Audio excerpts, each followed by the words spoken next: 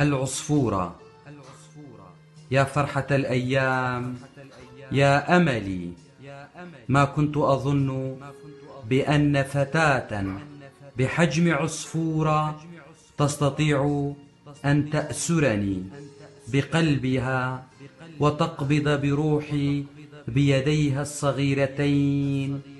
ما كنت مؤمنا بأن الحب سيغلبني ثانية ويحولني لطفل صغير يركض وراء أمه أملا بجرعة حب أو حليب.